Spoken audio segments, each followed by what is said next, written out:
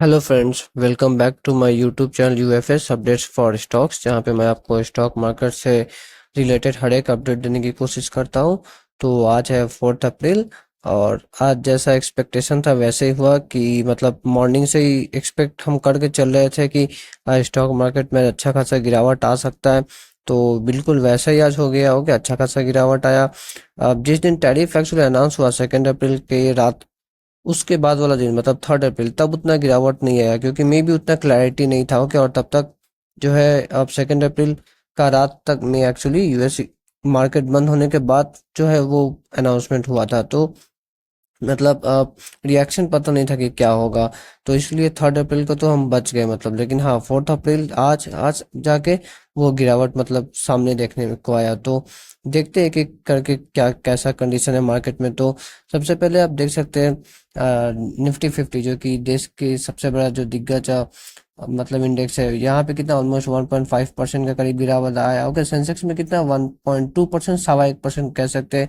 और सबसे अच्छा बात जो था वो ये था कि बैंक निफ्टी आज बचा लिया। ओके, आज किसने हमें बचाया? Bank Nifty. ओके, और बैंक निफ्टी क्यों हमें बचाया? एक्चुअली एचडीएफसी बैंक का Q4 का जो रिजल्ट अपडेट होता है ना, वो एक्चुअली आया। तो वो उनका जो मतलब जैसे एडवांसेस था, जैसा डिपॉजिट्स था, वो डिसेंट है। तो इस वजह से आज हम बच गए। ओके, वरना अगर एचडीएफसी बैंक का जो क्वार्टरली जो अपडेट्स आया वहां पे अगर कुछ चीज अगर नेगेटिव होता ना, तो आज हमारा मार्केट भी शायद आई गेस 3-4% डाउन हो सकता था। ओके, जैसा कि यूएस का मार्केट कल था। कल मतलब 3 अप्रैल का मैं बात कर रहा हूँ। ओके, और मुझे याद है 2-3 दिन पहले भी मार्केट में एक्चुअली अच्छा खासा गिरावट हुआ था 1.5-2% का। तब small caps and mid caps actually बच गए थे, लेकिन आज का गिरावट में आप देख सकते हैं, आज का गिरावट में actually small caps and mid caps का ही ज्यादा पिटाई हुआ है। ओके, स्मॉल कैप्स 100 इंडेक्स कितना गिरा? ऑलमोस्ट 3% के करीब गिरा है। और वही अगर मैं स्मॉल कैप 100 इंडेक्स का बात करूँ तो वो 3.5% से भी ज्यादा गिरा है, मतलब 3.5% ही मान लेते। तो 3.5% स्मॉल कैप इंडेक्स का गिरा है और मिड कैप इंडेक्स गिरा है 3% के करीब में। तो ये सब रीजन सब एक्सपेक्टेड था। रीजन यही था कि यूएस मार्केट ने कल जैसा परफॉर्मेंस दिया। ओके, मतलब काफी अच्छा गिरावट हुआ।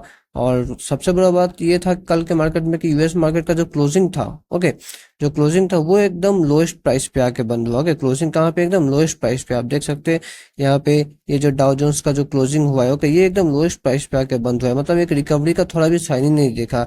जो खुला वही टॉप वहां से गिरते गया। ओके, और गिरावट कितना था डाउ जोन्स में? ऑलमोस्ट 4% का करीब का गिरावट था। ओके, और अगर नैस्डैक का बात करें तो यहाँ तो सिचुएशन और भी खराब था। यहाँ पे भी चार्ट पैटर्न तो सेम था कि जहाँ खुला वही बना टॉप और फिर बंद हुआ एकदम बॉटम पे आके। ओके, बंद हुआ एकदम बॉटम पे आके। और यहाँ पे भी सेम, एक्चुअली यहाँ पे तो और ज्यादा मैं कहूँगा 6% का यहाँ पे गिरावट देखने को मिला नैस्डैक में। तो ये तो एक्सपेक्टेड था क्योंकि अमेरिका में इन्फ्लेशन अब स्पाइक अप मारेगा। ओके, अमेरिका में जो इन्फ्लेशन स्पाइक अप मारेगा तो उससे रिसेशन के फियर्स ज्यादा रहते हैं। ओके, कोरोना के बाद से मैं बोलूंगा 3-4 साल फेड ने इतना मेहनत करके 7-8% का जो इन्फ्लेशन था उसको 2.7 2.8% पे ले आया, और वो सारा मेहनत मतलब अब बेकार गया। अब तो कुछ ही महीना में आप देखिएगा अमेरिका में इन्फ्लेशन कितना स्पाइक मारेगा। और आपको अगर लगता है कि दिस इज वर्स्ट, तो नहीं, वर्स्ट मैं आपको न्यूज़ दिखाता हूँ। अभी एक्चुअली हमारे मार्केट बंद होने के बाद ही ये न्यूज़ आया। न्यूज़ ये है कि ट्रेड वार अब पूरा फुल फ्लेजेड मतलब स्टार्ट हो गया है। तो न्यूज़ ये है कि चाइना ने भी जो है यूएस के प्रोडक्ट्स पे 34% का टैरिफ लगा दिया। ओके, यूएस ने चाइना के प्रोडक्ट पे 34% का टैरिफ लगाया था और 20% पहले भी लगा चुका था, तो 50-60% का टैरिफ लगा दिया था। तो चाइना ने भी अभी यूएस के प्रोडक्ट्स पे और 34% का टैरिफ लगा दिया है। और ये कब से स्टार्ट होगा? तो 10 अप्रैल से स्टार्ट होगा। ओके, चाइना ने पहले ही बोल दिया था कि अब आपको जैसा भी वार करना हो आप करिए, आपको टैरिफ वार करना हो या कोई और वार, मतलब आप समझ ही सकते हैं क्या उनका कहने का मतलब है।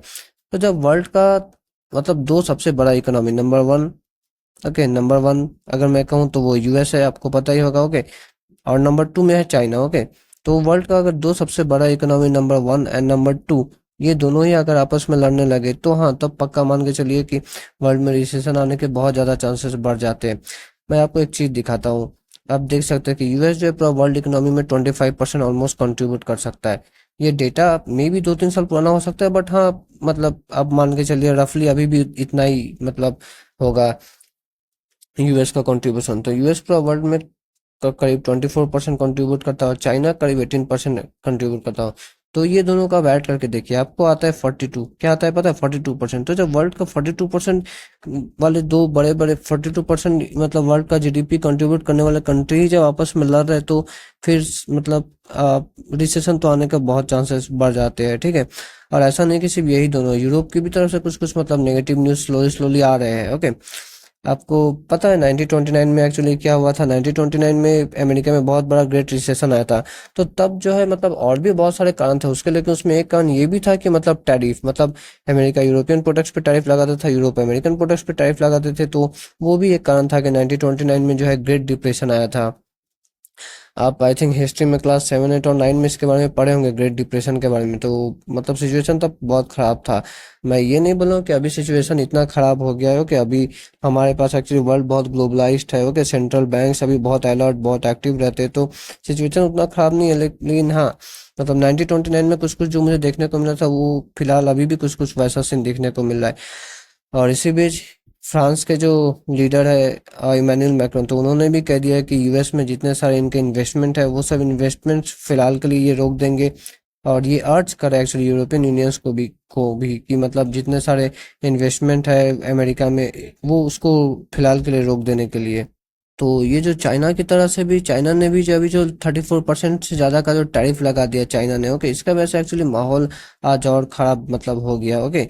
अब ये खैर चाइना का अपना मन है, ऐसा नहीं कि चाइना ने जानबूझ के लगा, चाइना भी मतलब इसके उनके पास भी एक रीजन था ये टैरिफ्स लगाने के लिए। और अब चाइना के टैरिफ लगाते ही, ओके, हमें कुछ और देखने को मिला, क्या देखने को मिला, फिर से डाउ जोन्स का जो फ्यूचर्स है, ओके, वो फिर से ऑलमोस्ट 3% गिर गया, ओके। आप देख सकते हैं डाउ जोन्स का फ्यूचर फिर से 3% गिर गया, ओके। सिर्फ डाउ जोन्स का फ्यूचर नहीं गिरा, एक्चुअली जब ये न्यूज़ आया कि चाइना भी 34% टैरिफ लगाएगा, तब हमारा मार्केट तो बंद हो गया था। बट मैं बात करूँ यूरोपियन मार्केट्स का और अमेरिका का जो फ्यूचर, वो तो खैर खुले थे। तो यूरोपियन मार्केट में भी देख सकते हैं काफ़ी ताबड़तोड़ गिरावट हुआ यूरोपियन मार्केट्स में। 3%, थ्री क्या, ऑलमोस्ट 3.79, मतलब 3.8% ही मान लेते हैं। अब ये एक्चुअली ये CAC ये एक्चुअली फ्रांस का मार्केट है, ओके। ये डैक्स जो है ये जर्मनी का इंडेक्स है, ओके। तो आप देख सकते हैं 3-3, 4-4% का गिरावट हो रहा है, ओके। तो मैं कहूँगा कि हमारा जो निफ्टी 50 में अभी तक जो एटलीस्ट जो गिरावट है वो तो थोड़ा कम ही हुआ है, ओके। हालांकि निफ्टी 50 का भी आप फ्यूचर देखें तो वहाँ पे भी फिर से गिरावट इंडिकेट हो रहा है, तो कल तो फिर से मतलब आप समझ के चलिए गिरावट होगा। But I will say that इतना नेगेटिव माहौल के बीच में कुछ कुछ अच्छा चीज है, मतलब पॉजिटिव। मैं स्टॉक मार्केट के पॉइंट ऑफ व्यू से नहीं बोल रहा हूँ, मैं इकोनॉमी के पॉइंट ऑफ व्यू से बोल रहा हूँ।